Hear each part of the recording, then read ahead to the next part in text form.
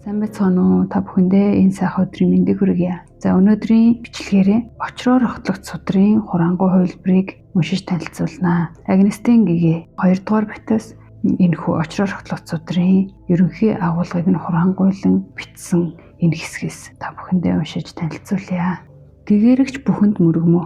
Ийхүү сонссон юм аа. Тэр цагт Бурхан багш Шравасти хотод ялгуугч хаан хүүгийн цэцэрлэг Аната Биндадын хүрээлэнд 1250 ихэс хувраг болон тоошгүй олон бодсодва нарын хамт заларч байлаа. Тэр үед эрхэм Субуди баруун өвдгөн бохирч алга юугаа хавсран Бурхан багшид ийм өчөв. Ялж төгс нөхцсөн, түүнчлэн ирсэн, дайсныг дарсан, үнэхээр туулсан та бод сэтгэлд шав нартаа өглөгийн дээдийг сойрхогч үлээ. Бурхан багшаа бодисадын их хүлгэнд орогч нар хэрхэн замнаж, хэрхэн бясалгаж, хэрхэн сэтгэх вэ? Бурхан багш Субудид ийн айлтлаа. Субуди, тиймийн учир сайтар сонсож гүнээ ухаар. Бодисадын хүлгэнд орогч нар хэрхэн замнаж, хэрхэн бясалгаж, хэрхэн сэтгэх учрыг би өгүүлье. Бод сэтгэлэн бэр хамаг амьтныг, тухайлбал өндгөөс төрөгч, хевлээс төрөгч, чиг дулаанаас төрөгч, хувилан төрөгч, дүрс ба дүрс бус, оюунт ба оюунт бус, төрөлтөн гих нэрэнд багтах тэр бүхнийг төгс амарлангүй хутагт хүргэсүгэ. Тоолшгүй олон төрөлтнийг нирванд хүргэвч нирванд хүрсэн бод гал нэггэхэн ч үгүй хэмээн сэтг. Учир нь Субуди бод сэтгэлтэн бэр би гих, сүнс гих, бодгал гих төсөөлөл давтан түүнийг бод сэтгэлтэн гэж хэлэхгүй. Субуди бод сэтгэлтэн бэр аливаа юмсад уягдалгүйгээр өглөг буян үйлдэх учиртай. Дүрс, дуу, үнэр, амт хүрэлцэхгүй, оногдох үед уягдалгүйгээр өглөг буян үйл. Юунд ч үл уягдах нь бод сэтгэлтний өглөг юм аа. Тийм өглөг буйныг хэмжих нь огторгүй хэмжихтэй адил. Бурхны тухай төсөөлөлд бүү хат. Хэдий чинээ түүнийг төсөөлнө, төдий чинээ хуурмаг. Хэдий чинээ төсөөллөс сална, төдий чинээ үнэнд ойртно. Тийм учир түнчлэн ирснийг тэмдэггүй хоосон чанарт үзэгтэн. Субуди ирээдүйд адга 500 жилийн үед ариун сургаал балартах цагт илбэрэл журамд эрдэм бэлэгт бод садванаар мэндэлнэ. Тэд ганц Бурханд өргөл өргөж буян үүтгэх биш. Түүх төмөн Бурхтад өргөл өргөж буян үүтгэнэ. Энэ ариун судрын өгс дор нэгэхэн төдий ариун сүсэг үүсгэснээр цаглашгүй буян хураах тэдгээр сайн хувьтныг түүнчлэн ирсэн бэр толтно. Тэд би гэсэн, амьтан гэсэн, сүнс гэсэн, бодгал гэсэн төсөөлөлд үл автна. Тэдгээрт номын баримтлал хийгээд ном бусын баримтлал аль нь ч үгүй. Тэд төсөөлөлд үл автах шигэ төсөөлөл үгүйд ч үл автна. Хэрвээ бод сэтгэлтэн ном хийгээд ном бусын баримтлалд автвал тэр нь би гэсэн, амьтан гэсэн, сүнс гэсэн, бодгал гэсэн үзэл болно. Бод сэтгэлтэн ном хийгээд ном бусын аль нь ч уягдах ёсгүй. Номыг зав мэдчлэн ухаарсан хүн номд уягдахгүй бол ном бусд яахан уягдах. Амьтан, сүнс, бодгал зэрэг нь үеийн эзэн гэсэн утгатай. Өөрийн эрхээр буюу бие даасан тусдаа эзэн бие эс орших тул тийм эзэн бие байгаа мэтэр төсөөлөх нь биеийн үзэл болно. Бурхан багшийн шашин 500 жилээр хураасан 10 үе буюу 5000 жил оршин тогтноно гэж үздэг. Эхний 3 үеийг хутгын үе гэдэг. Энэ 1500 жилд гэгэрлийн хутга олгосод давмгайлна. Удаах 3 үеийг бясалгалын үе гэнэ. Энэ 1500 жилд төгс гэгэрээгүй бясалгалын эрдэм олгосод олон. Дараах 3 үеийг ишийн үе гэнэ. Бясалгалын эрдэм үгүйч иш буюу сургаалыг судалгач нар байна. Адга 500 жилд нь бясалгал байтугай мэдлэгч өгөөч Бурхны шашин нэр төдий болно. Гэтэл энэ үеийг Бурхан багш онцолж бэлгийн чондод өрх сургаалыг жинхэнэ утгаар нь хүлээн авах бодсодва нар мэндэлнэ гэсэн гайхалтай. Хамгийн цөөн цагт, хамгийн харанхуй орчинд, хамгийн хурц гэрэл тодрох парадокс санаа их хүлгнээс өдөрт олонтоо дурддагддаг. Хэн нэгэн бэр 3000 их мянган ертөнцийг 7 зүйл эрдэнсээр дүүргэж өглөг буянд зориулснаар хэн нэгэн энэ судраас адаглаад 4 үгийн холбоог ухаарч бусдад заах юм бол өмнөхөөс тоошгүй олон дахин буйныг хураана. Учир нь дээдийн дэд гэгэрэл үүнээс тул ялж төгссөн Бурхад түүнээс мэдлэнэ. Бурхны номыг Бурхны ном хэмээн өгүүлэхийн учир нь тийм ном нэгээх нь ч үгүй тулд билээ. Бод мөрийн урсгалд орохч, эргэн ирэгч, эрэлт буцалтгүй одогч, дайсныг дарагч, төгс гээрэгч хинч бай би урсгалд оров. Би эргэн ирэх төвшин хүрв. Би эргэлтгүй төвшин хүрв. Би дайсныг дарагч болов. Би төгс гэгэрв хэмээн бодолд автвал тэр бүхэн би гэгч, амтан гэгч, сүнс гэгч, бодгал гэгч үзэл болно. Тийм учраас бод сэтгэлтэн юунд ч оршилгүйгээр сэтг. Дүрс, дуу, үнэр, амт хүрэлцэхгүй. Оногдохын аливаа утганд бүү барьцалд. Энэ судрын нэр бол бэлгийн чандад хүрэхгүй. Хүрэх хязгаар үгүй тул бэлгийн чандад хүрэх хэмээн. Хэн нэгэн ганг мөрний хумхын тоогоор ам биеэ буянд золиословч хэн нэгэн энэ судраас адаглаад дөрвөн үгийн холбоог ухарч бясалгаж бусдад түгээвэл тэр түүнээс тоошгүй хэмжээлшгүй олон дахин буян хураана. Бурхан багшийг тийхүү айлтахад эрхэм Субботын номын сүрэнд бишрэн хайлж урсах нулимсаа арчаад өчсөн. Хамаг бурхтын айлтсан энэ судар гайхамшиг ажээ. Би ухаан орсон цагаас ийм гайхамшигыг сонссонгүй. Адаг 500-ны цөвөн цагт энэ судрыг хүлээн авч уншиж ухаарч дэлгэрүүлэгч тэд хувь ерөөл төгөлдөр буюу. Учир нь тэд би гэгч, амтан гэгч, сүнс гэгч, бодгал гэгч төсөөлөлд баригдахгүй. Төсөөлөл бүхнээс ангижрах нь төгс гэгэрэл юм санж. Бурхан багш айлтав. Субботи чиний хэлдэг зөв. Айж эмээлгүйгээр энэ судрыг хүлээн авахч хэн бүхэн үлэмжийн хувь золтой. Бэлгийн чандад хүрэх энэ судрыг эдгээ түнчлэн ирсэнээр номлож байна. Хожим цаглашгүй олон гэгэрэгсэд номлох болно. Тийм учраас л дээдийн дээд бэлэг барамид чандад хүрэхгүй гэдэг. Субботи түнчлэн ирсэнээр хүлцэнгүй чандад хүрсэн нь хүрэх хязгаар үгүй тул болоо. Тухайлбал Каланги улсын хаан миний үе мөчийг огтчих цагт надад би гэсэн сэтгэл төрөөгүй. Хэрв тэр цагт надад би гэсэн сэтгэл төрсөн бол өшөө хорслын сэтгэлж төрөх байсан. Субботи би зүүн бэлгээр толтно. 500 төрлийн тэртээ хүлцэнгүй хэмээх даяанч байхад минь надад тийм бодол төрөөгүй. Тэр мэдчлэн бод сэтгэлтэн бодол бүхнээс ангичирч бод хутхыг сэтг. Өнгөнд оршилгүй сэтг, дуунд оршилгүй сэтг, үнэр амт хүрэлцэхүйд оршилгүй сэтг.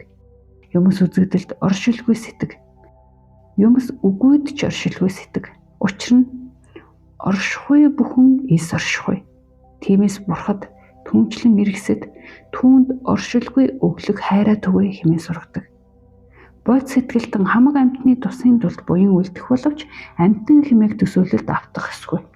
Учир нь хамаг амьтан хэмээх бурхтын номлосон тэдгээр амьтан эс орших болоо.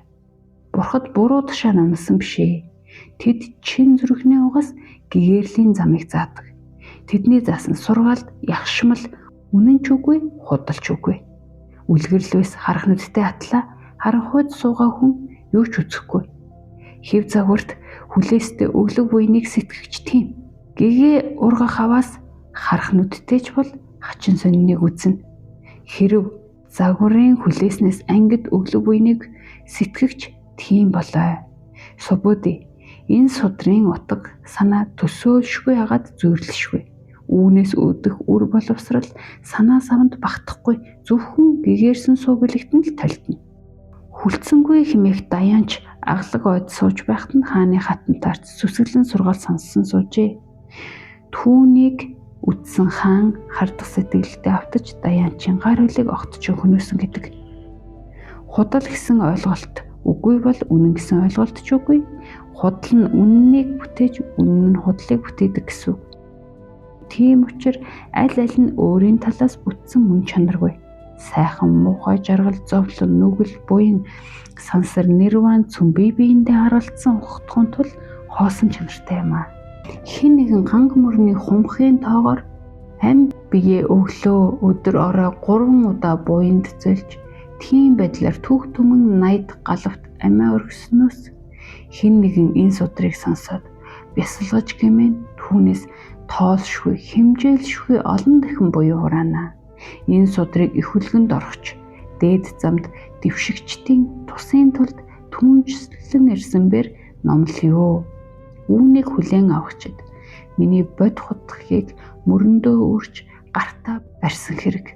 Учир нь дорд зүйлд бишрэгчид энэ судрыг хүлээн авах хувьгүй. Хүлээн авч ухаарч бясалгах хувьтан инлэн шаналх буйцаа.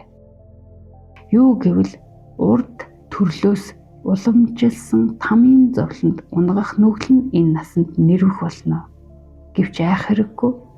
Урд төрлийн нүгэл хойд төрлийн там бүгд хоосрон арилж гэгээн хутгыг олно. Субуди би зүүн бэлгээр толтно. Урд тоолшгүй галвын тэртээ дэвэнгэр бурхнаас ч эртийн эрт 84 төг түмэн 80-д бурхад залрах цагт би тэдгээр бурхтыг ямагт баясхан хүндэлж дээдлэн дахиж буруу гажуу үйлийг нэгэхэн ч хийсэн. Гэвч тэр буян хожмын адаг 500 жилийн балар үед энэ судрыг хүлээн авч уншиж ухаарах буйны 101 хувьдж төхөж очихгүй.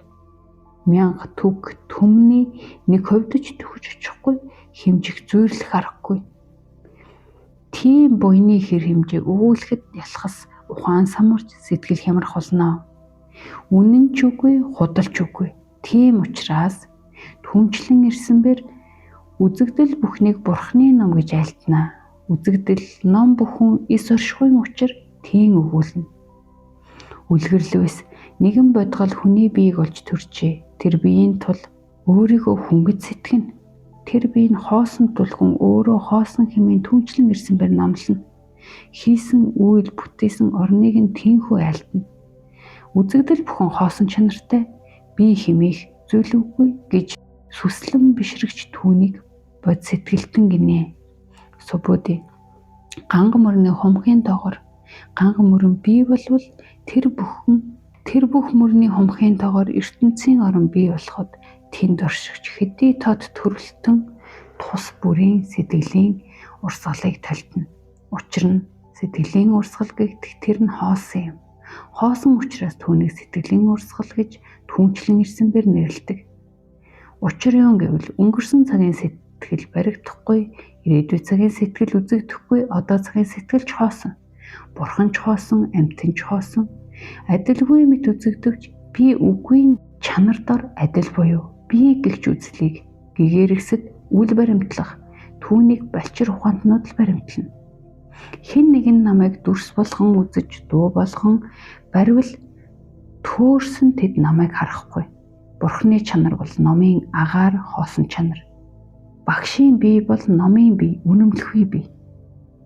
Номын агаар, номын бие бол ямар нэг мэдэгдэхүүн биш. Мэдэгдэхүүн бишийг мэдэж яах болох вэ? Субуди их хүлэгний замд орохч бод сэтгэлтэн альва юмсыг эвдэгч буюу үгүйсгэгч гэж ойлгож болохгүй. Их хүлэгний замд орохсод юу ч эвдэхгүй, юу ч үгүйсгэхгүй. Энэ судрын би үгүй, бодгол үгүйн утга санааг хүлцэн ухаарахаас илүү буян хаа байна. Түнчлэн ирсэнээр хаанаас ч ирэхгүй, хаашаач буцахгүй. Тийм учраас л түүнийг ирсэн, дайсныг дарсан, ялж төгс нөхцсөн бурхан гэдэг.